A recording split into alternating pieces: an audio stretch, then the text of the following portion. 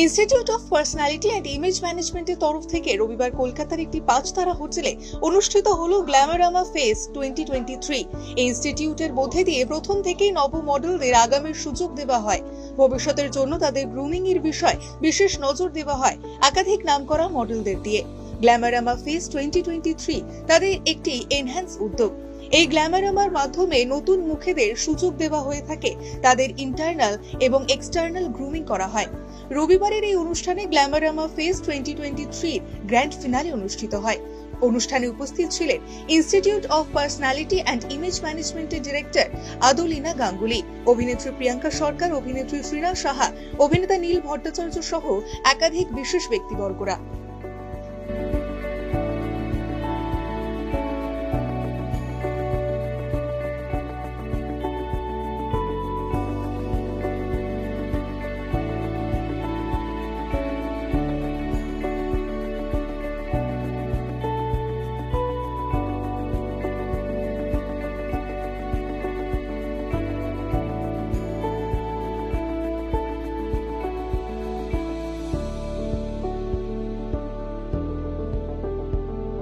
I think জাজিংটা ভীষণ কঠিন একটা কাজ, সাথে আরও অনেকে রয়েছেন, থ্যাংক গড, কারণ আমি মোটামুটি জাজিংটা বেশিরভাগ দায়িত্বটা তাদের উপরই ছেড়ে দিয়েছি।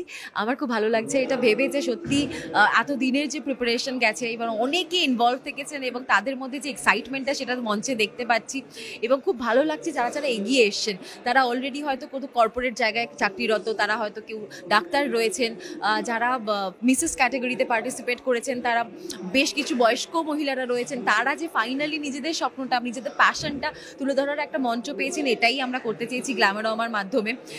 এবং আইপিআইএম যেভাবে প্রমিস করছে যে বেটার একটা মঞ্চ প্রোভাইড করবে, বেটার অপরচুনিটিস তুলে ধরবে এবং এক্সটার্নাল এবং ইন্টারনাল গ্রুমিংয়ের যে প্রমিসটা করছে সেইটা ফাইনালি কীরকম মানে আমাদের পার্টিসিপেন্টসরা কীরকমভাবে সেটাকে নিয়েছেন সেটা আজকে আমরা দেখতে পাবো। সো ফাইনালি আমি সেইটার জন্য ভীষণ ভীষণ এক্সাইটেড।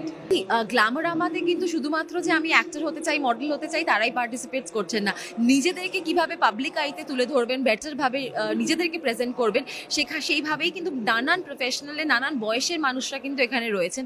সো সেটা আমার খুব ভালো লাগছে এবং সেটা সত্যি একটা ইউনিক ইনিশিয়েটিভ গ্ল্যামারামা 2023-তে যেটা হচ্ছে।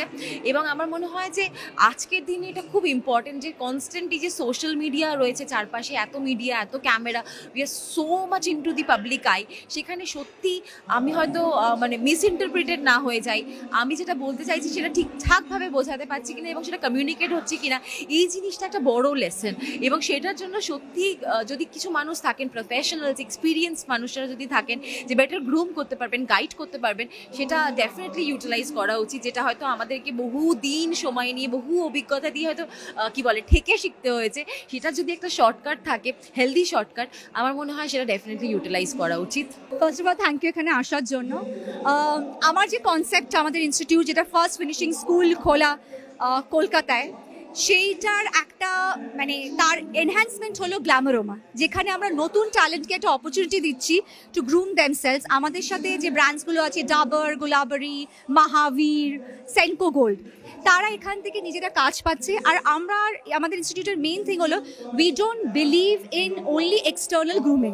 মানে আমি শাক পোশাক শিখলাম, মেকআপ শিখলাম, ভেতরে আমি কথা বলতেই পারলাম না, আমার পার্সোনালিটি ডেভেলপ হলো না। হলিস্টিক গ্রুমিং কলকাতার যারা বেস্ট, পিঙ্কি থেকে শুরু করে, রীতা থেকে শুরু করে, যাদের নাম আমরা রীতা বিমানি, তাদেরকে নিয়ে পুরো আমরা গ্রুমিং করাচ্ছি। আগামী দিনে এটাকে আমি একটা ন্যাশনাল ব্র্যান্ড করতে চাইছি।